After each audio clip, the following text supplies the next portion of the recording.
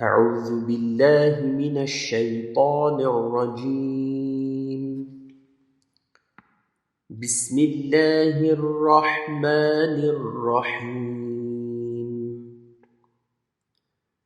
تبت يدا أبي لهب وتب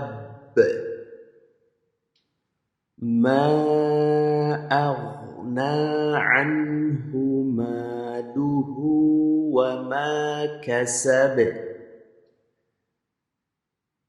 سيصلى نارا ذات لهب